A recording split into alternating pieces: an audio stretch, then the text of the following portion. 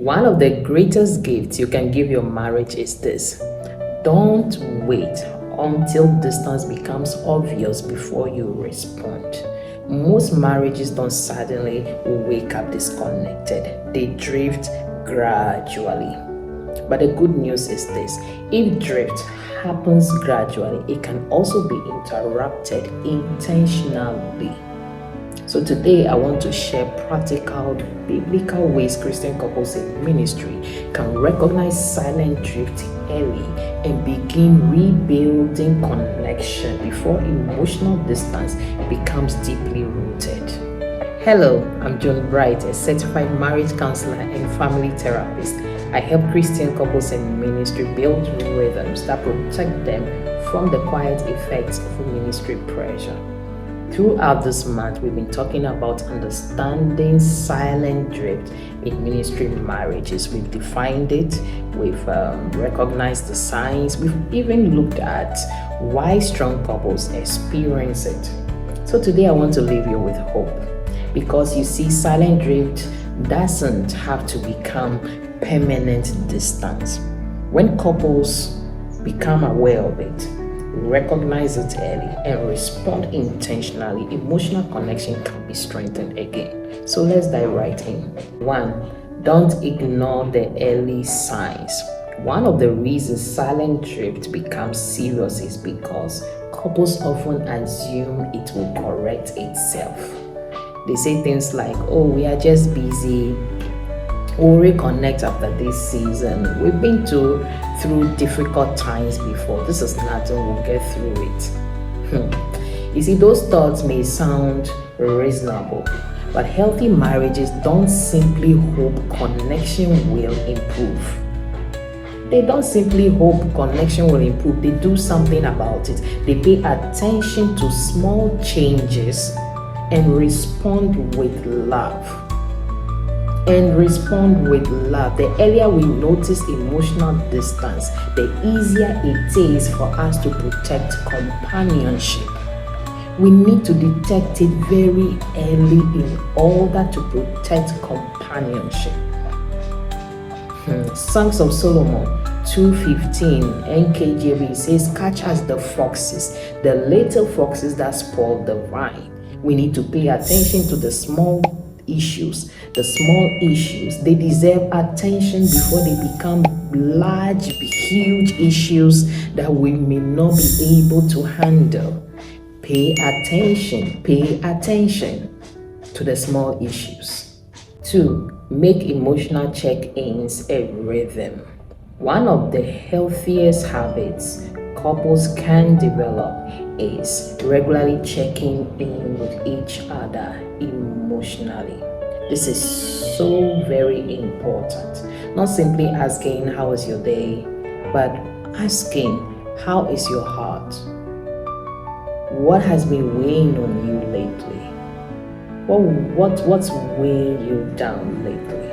What's a weight on you lately? Just various variations of asking the same question. Alright, but you get the import and the importance of the question, because your spouse may be dealing with something and they haven't articulated it because there hasn't been time and space to articulate it. So it's important for us to check in with each other emotionally. It's so important. You can also ask, how can I pray for you this week? See, these simple conversations create emotional safety. They remind each spouse that you matter to me. You matter to me. Emotional check-ins help us notice the changes before they become a pattern. That is what it does, and it's so important. Philippians chapter 2 verse 4 NIV, it says that let each of you look not only to your own interest, but also to the interest of others. See, healthy marriages remain interested and curious in each other's world. We have to remain curious and interested in what is happening with our spouse. Don't be selfish, always thinking about yourself. You want your spouse to always be present for you. You want your spouse to all be the one checking in on you, but you don't want to be checking in on them. You are not curious about what's going on in their lives and all of that. No, it's not going to work. You are drifting apart.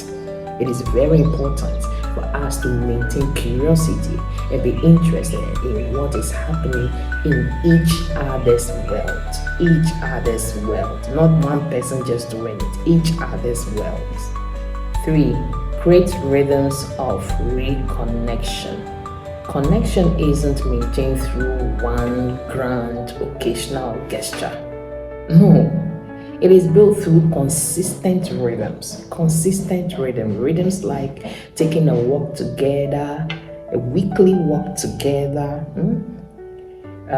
sharing a meal together without the phone disturbing, without you texting, responding to a phone call, or being on social media. You are present. You can also pray together, and rhythms like talking before bedtime, celebrating small wins. See, these moments may seem ordinary, but they are the ones that create extraordinary stability over time. Healthy marriages don't accidentally remain connected or stay connected. It's not accidental. They intentionally create opportunities to reconnect again and again and again.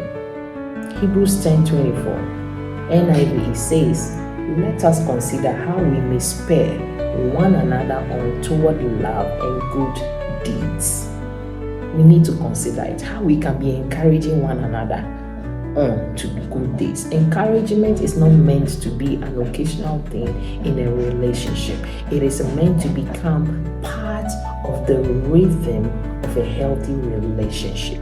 So we keep encouraging one another to reconnect, to remain connected. So when your spouse tells you that let's spend this time together, let's take a walk together, let's share a meal together, could you put your phone aside for a moment, all of those things, please pay attention and heed to it. Heed to it. Stop complaining. Stop complaining. 4. Choose companionship before convenience. One of the easiest things to postpone is quality time together. You see, because there will always be another meeting, there will always be another phone call to attend to, another message to respond to, another email to respond to. There will always be another ministry assignment that deserves our attention, or that's calling for attention. But companionship deserves a place on the calendar too. I repeat, companionship, quality time together, deserves a place on the calendar too. So schedule it and stick to it. Now, this is not because marriage is competing with ministry. It is not, but because a healthy marriage strengthens the ministry. A healthy marriage strengthens the ministry. Sometimes protecting companionship simply means choosing each other again and again and again. That is what it simply means. So choose each other. Ecclesiastes 9 verse 9 NIV says, enjoy life with your wife whom you love. Enjoy life. God invites us not only to fulfill responsibilities together, but also to enjoy life together.